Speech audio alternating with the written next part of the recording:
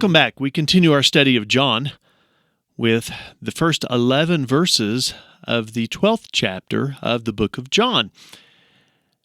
Now, last chapter, chapter 11, was all about the raising of Lazarus. Use that as a background because that becomes part of our story. The first 8 verses deal with Mary's anointing of Jesus, but I want to come to that last because that's really the yummy part. So we're going to start with verse 9. Meanwhile, a large crowd of Jews found out that Jesus was there, and came not only because of him, but also to see Lazarus, whom he had raised from the dead. So the chief priests made plans to kill Lazarus as well, for on account of him many of the Jews were going over to Jesus and believing in him. Let's look at what was said here. Kind of some background. It is 6 days before the Passover. Jesus is back at the home of Mary and Martha.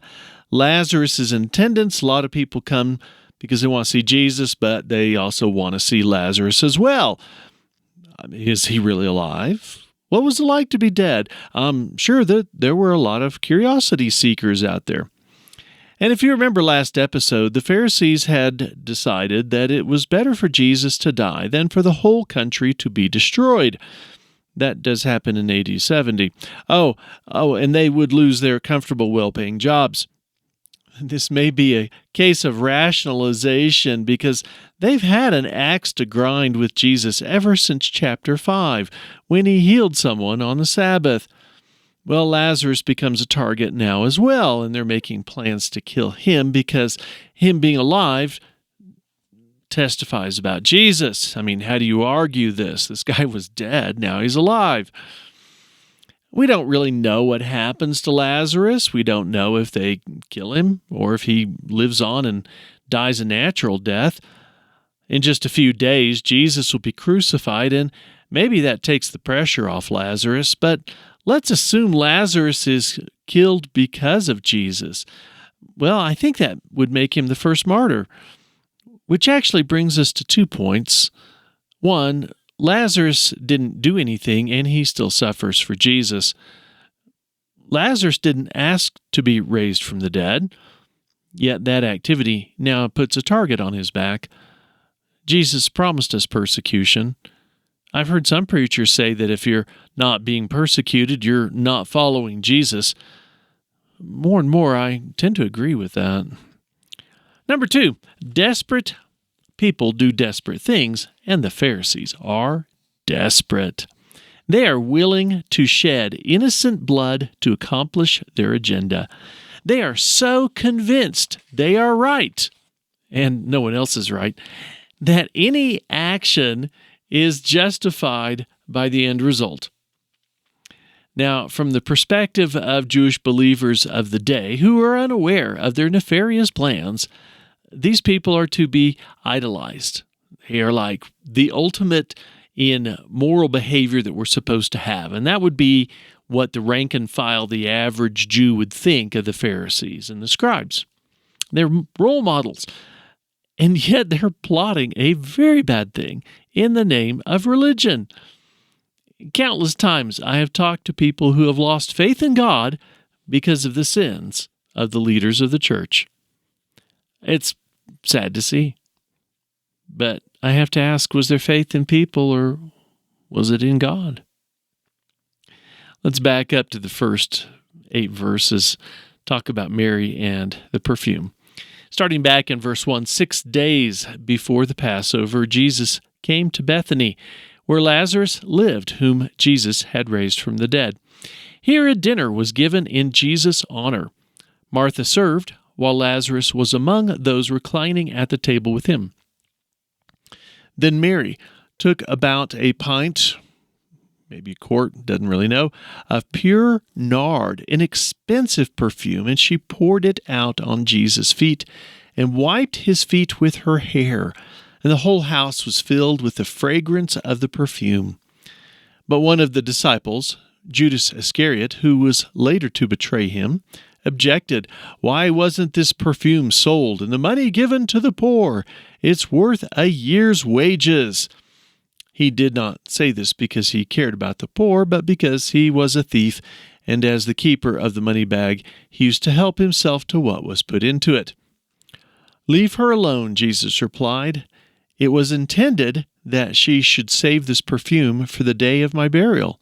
You will always have the poor among you, but you will not always have me." Now, most of the commentaries focus on this event and try and reconcile it with the story of when Jesus is anointed by a sinful woman. There are many differences, and there's a few similarities. To spend time focusing on that is to miss the application that applies to us today. A lot of commentaries also focus on the phrase, "for my burial," as if Mary knew that Jesus was to die soon.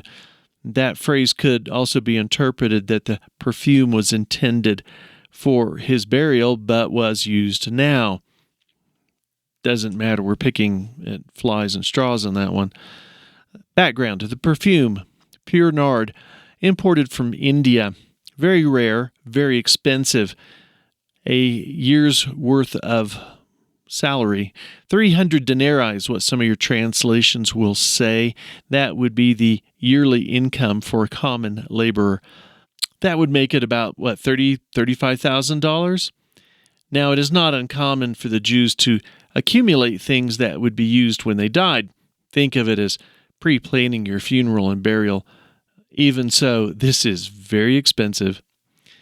Some people would call this extravagant worship. I don't think it should be dismissed as over the top. I think it should be called authentic worship. There are three things that jump out at me in this story about Mary: her intentionality, her sacrifice, and her abandonment. Intentionality. Well, it can't be proved, but I believe that Mary intended to do this from the beginning. I don't think she just jumped up in the middle of dinner in between the appetizer and the main course and grabbed this expensive jar of perfume to douse Jesus with it. I think she planned it as soon as she knew Jesus was coming to dinner. She came to the scene expecting to make her offering of worship. To put it differently, she came to worship. She did not wait to be moved to worship. She intended to make her sacrifice of worship. Now, there's a lesson for us here. How often do we come to church with the attitude of, "Oh, I hope God shows up today," or maybe the attitude of, "I hope the sermon is inspiring today"? I knew a person who once told me that they didn't get anything out of church. And I wanted to reply, that sounds like a personal problem. God sealed us with the Holy Spirit. God promises to be in our midst, that whenever two or more are gathered, He will be there. God is there. If we miss Him, that's on us. Mary came into this scene with the intent of worshiping, knowing that she would be making a sacrifice as part of her worship. It didn't matter if the praise team didn't sing the right songs or if the preacher's message was uninspiring. She came with the intention of encountering God. And that is how we should approach every experience with God, whether that be in church or in nature, in the trees next to a bubbly creek, or just in a quiet time alone. We should come with the proactive intention of worshiping. Mary didn't wait to be moved to worship. Too often, we come with the reactive attitude of waiting to be moved by the Spirit before we can worship. That is the cart in front of the horse.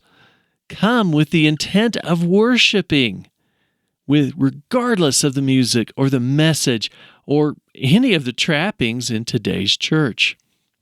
Point 2 that stands out, sacrifice.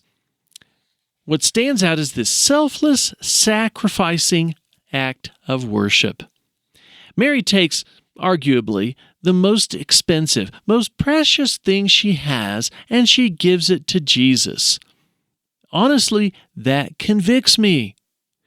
Am I willing to lay down the thing that means the most to me at the feet of Jesus? Too often, we have reduced sacrifice in Christianity to 2 hours a week on Sunday. Oh, maybe if we're feeling generous, we might volunteer on a committee. Mary demonstrates her love for Jesus with her sacrifice, which brings me to an interesting question. Does love equal sacrifice? There are countless stories of parents sacrificing for their children. Maybe there's not enough food, so mom goes hungry so her children can eat. Maybe there's not enough money, so dad wears worn-out shoes so the kids can have a school uniform. If it doesn't cost us anything, is it truly love? Mary demonstrates her love for Jesus by her sacrifice. I like what King David said, "I will not offer sacrifices to the Lord my God of that which costs me nothing." That's worth reading again. "I will not offer sacrifices to the Lord my God of that which costs me nothing."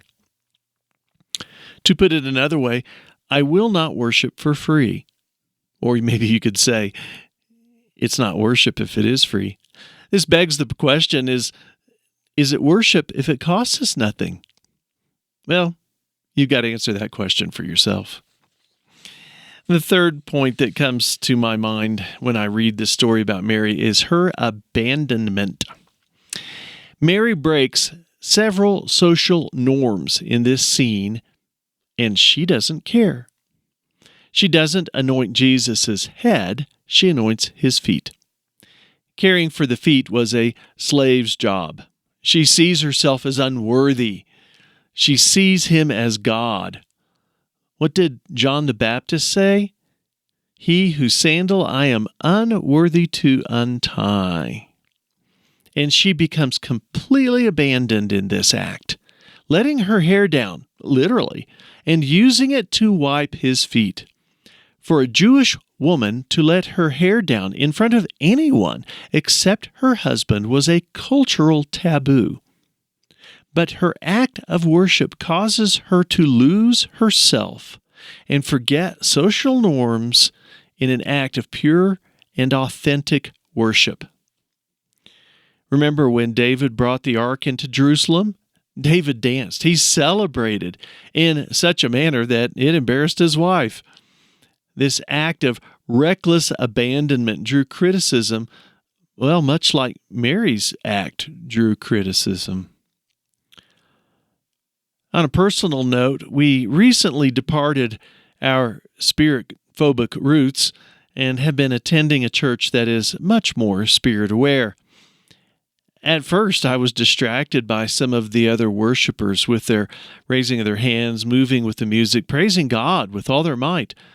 But then I realized my focus was not where it should be. My focus should be on God and worshiping Him regardless of what's happening around me. If that is a genuine expression of worship for them, far be it from me to judge them like Mary was judged. Mary came with the intent to worship. She didn't wait.